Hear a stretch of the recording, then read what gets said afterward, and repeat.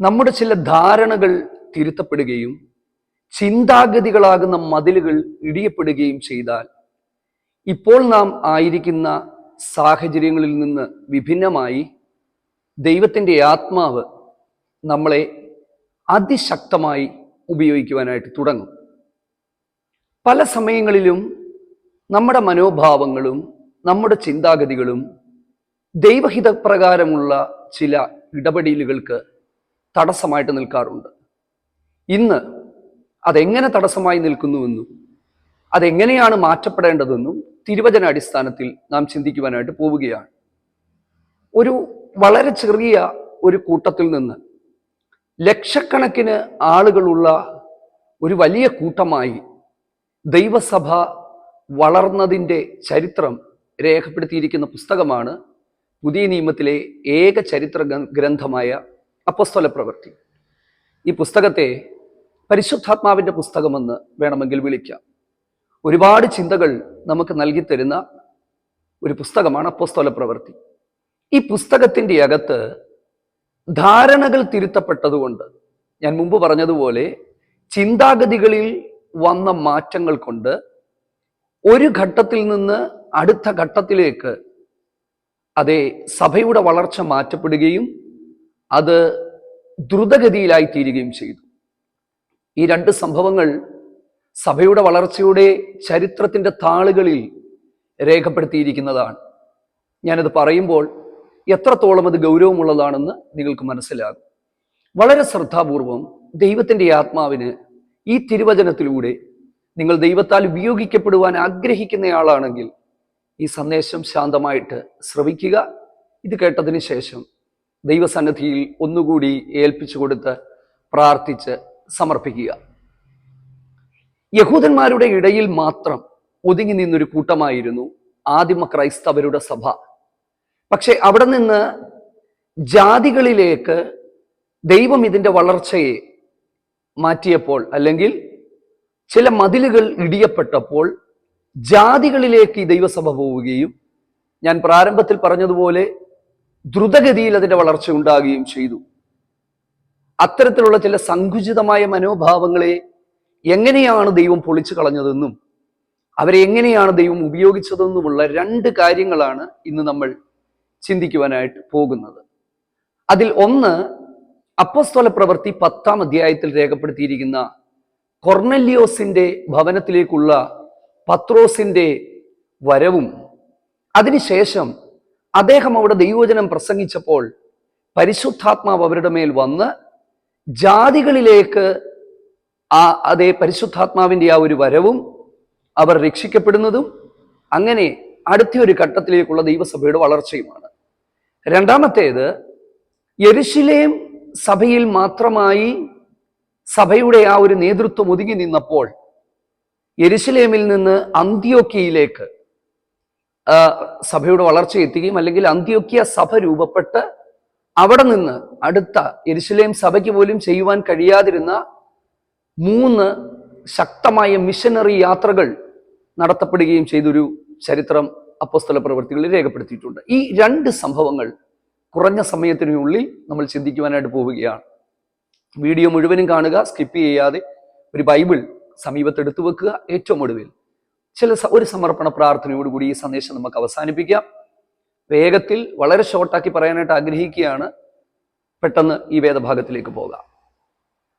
ഒന്നാമത്തേത്, നമുക്ക് അന്ത്യോക്യ സഭയുടെ ആ ഭാഗത്തിലേക്ക് പോകാം. ഇത് രണ്ടാമത്തെ കാര്യമാണെങ്കിലും ആദ്യം ഞാൻ അന്ത്യോക്യ സഭയുമായിട്ടുള്ള ബന്ധത്തിലേക്ക് ഞാൻ പോവുകയാണ്.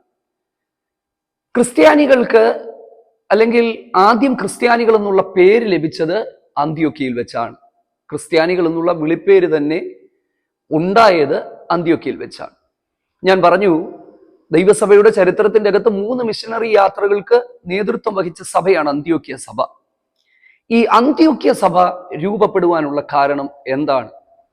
ചില ചിന്താഗതികളും ചില മനോഭാവങ്ങളും തകർത്തെറിഞ്ഞുകൊണ്ട് ചില ധാരണകളെ മാറ്റിക്കൊണ്ട് ചെയ്ത ചില പ്രവർത്തികളാണ്. ഇത് വളരെ വ്യക്തമായി രേഖപ്പെടുത്തിയിരിക്കുന്നത് അപ്പോസ്തലപ്രവൃത്തി 11-ാം അധ്യായത്തിന്റെ 19-20 വാക്യങ്ങളിലാണ്. ഞാൻ ചുരുക്കമായിട്ട് ആ ഭാഗങ്ങൾ പറയാം, നിങ്ങളത് പിന്നീട് വായിച്ചു കൊള്ളുക.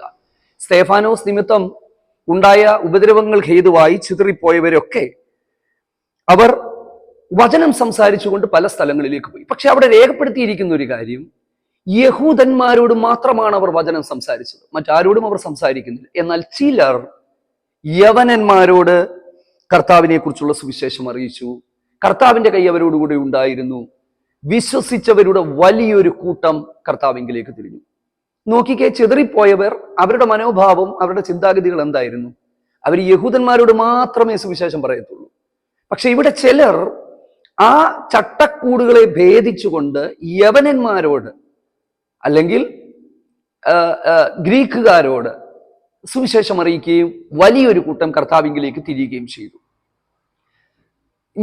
ഞാൻ അടുത്ത ഒരു ഭാഗം കൂടെ പറയുമ്പോൾ നിങ്ങൾക്കത് മനസ്സിലാകും. ചിലരങ്ങനാണല്ലോ. ചിലർക്ക് ചിലരോടാണ് ഇഷ്ടം, ചിലരോടാണ് താല്പര്യം. ഇത്തരത്തിലുള്ള ചില ചിന്താഗതികൾ തീർച്ചയായിട്ടും ഉടയപ്പെടണം. ആ ചില ചിന്താഗതികൾ ഉടയപ്പെട്ടാൽ നമ്മളെ ദൈവം അതിശക്തമായിട്ട് ഉപയോഗിക്കാനായിട്ട് തുടങ്ങും. അപ്പം അങ്ങനെയാണ് ശരിക്കും അന്ത്യോക്യ സഭ രൂപപ്പെട്ടത്. ഞാൻ അവിടെ നിന്ന് അടുത്ത ഭാഗത്തിലേക്ക് പോവുകയാണ്. രണ്ടാമത്തേത് അപ്പോസ്തല പ്രവൃത്തി 10-ാം അധ്യായം. അവിടെ രേഖപ്പെടുത്തിയിരിക്കുന്നത് കൊർനെലിയോസ് എന്ന് പറയുന്ന ഒരു സെഞ്ചൂറിയൻ, റോമൻ പട്ടാളത്തിലെ അല്ലെങ്കിൽ കൈസരിയയിലുള്ള ഇറ്റാലിയ എന്ന് പറയുന്ന ആ ഒരു പട്ടാളത്തിന്റെ 100 പട്ടാളക്കാരുടെ മേധാവിയായിരുന്ന കൊർനെലിയോസ്.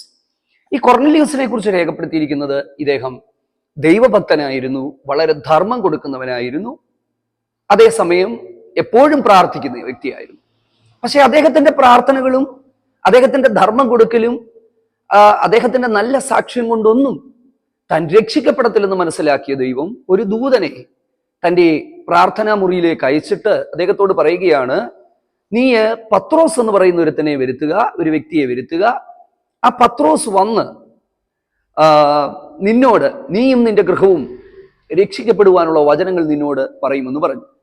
അതിനുശേഷം ഈ കൊർനെലിയോസ് എന്ന് പറയുന്ന ഈ ദൈവഭക്തൻ 3 പേരെ പത്രോസ് പാർക്കുന്ന യോപ്പ എന്ന് പറയുന്ന ആ പട്ടണത്തിലേക്ക് അയക്കുകയാണ്.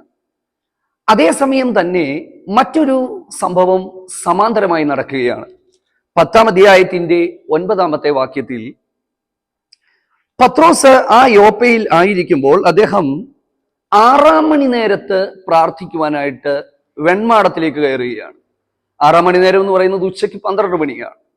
അപ്പോൾ യഹൂദന്മാര് കൃത്യമായും ഈ യാമങ്ങൾ അനുസരിച്ച് പ്രാർത്ഥനകൾ തുടർന്നു പോരുന്നവരായതുകൊണ്ട് ചിട്ടയായിട്ടുള്ള ഒരു പ്രാർത്ഥനാ ജീവിതം അവർക്കുണ്ട്. ഈ സമയത്ത് അദ്ദേഹം പ്രാർത്ഥിക്കുവാനായിട്ട് വെൺമാടത്തിലേക്ക് അദ്ദേഹം കയറുകയും അദ്ദേഹത്തിന് വിശക്കുകയും പെട്ടെന്നൊരു വിവശത വരികയും ചെയ്തു. നിങ്ങൾ ആ ഭാഗം വായിച്ചു കൊള്ളുക.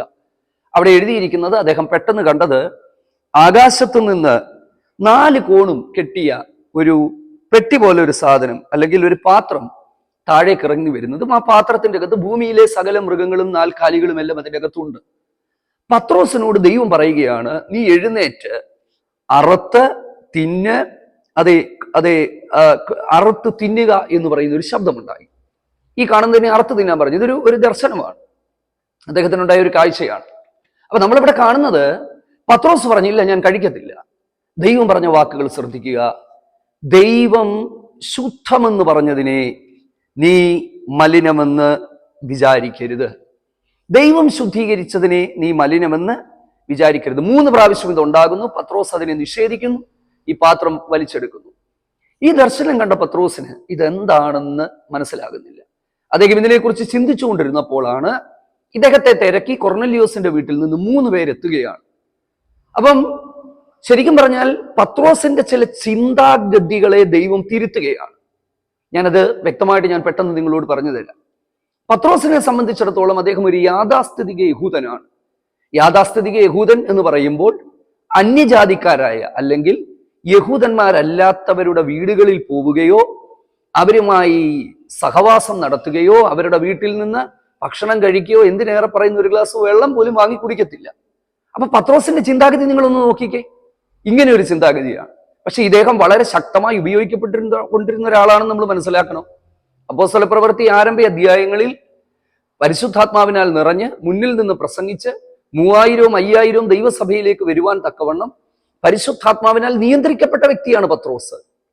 പക്ഷേ അദ്ദേഹത്തിന്റെ ചില ഇടുങ്ങിയ ചിന്തകൾ എന്ന് പറഞ്ഞാൽ പത്രോസ് തന്നെ പിന്നീട് കൊർന്നല്യോസിന്റെ വീട്ടിൽ വന്നിട്ട് പറയുന്നുണ്ട്, ദൈവം എന്നോട് പറഞ്ഞു, ഒരു മനുഷ്യനെയും മലിനനെന്നും അശുദ്ധനെന്നും നീ ചിന്തിക്കരുത്. എന്റെ പ്രിയപ്പെട്ടവരെ, നമ്മളൊക്കെ ആത്മാവിനാൽ നയിക്കപ്പെട്ട് നിയന്ത്രിക്കപ്പെട്ട് വർഷങ്ങളുടെ വിശ്വാസത്തിന്റെ അനുഭവ സമ്പത്തുകൾ ഉണ്ടെങ്കിലും നമ്മുടെയൊക്കെ മനസ്സിന്റെ അകത്ത് കിടക്കുന്ന ചില ധാരണകളുണ്ട്, ചില ചിന്താഗതികളുണ്ട്. ഈ ധാരണകൾ പൊളിയപ്പെട്ടെങ്കിൽ മാത്രമേ നമുക്ക് ദൈവത്താൽ ഉപയോഗിക്കപ്പെടുവാനായിട്ട് കഴിയത്തുള്ളൂ. ഇല്ലേ?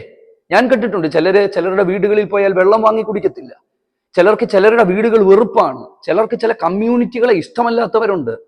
ഇങ്ങനെയൊക്കെയുള്ള ധാരണകൾ നമ്മുടെ ഉള്ളിൻ്റെ അകത്തുണ്ടെങ്കിൽ പരിശുദ്ധാത്മാവിനെ ആ വ്യക്തി ഉപയോഗിക്കാൻ പറ്റത്തില്ല. മനുഷ്യനെ മനുഷ്യനായി കാണുക, എല്ലാവരും ദൈവത്തിന്റെ സൃഷ്ടിയാണെന്ന് മനസ്സിലാക്കി സ്നേഹത്തോടുകൂടി ഇടപെടുക. ചില ചിന്താഗതികൾ പരിശുദ്ധാത്മാവ് പൊളിക്കുവാനിടയായി തീരട്ടെ. ഇത് മനസ്സിലാക്കിയ പത്രോസ് എന്ത് ചെയ്യുകയാണ്?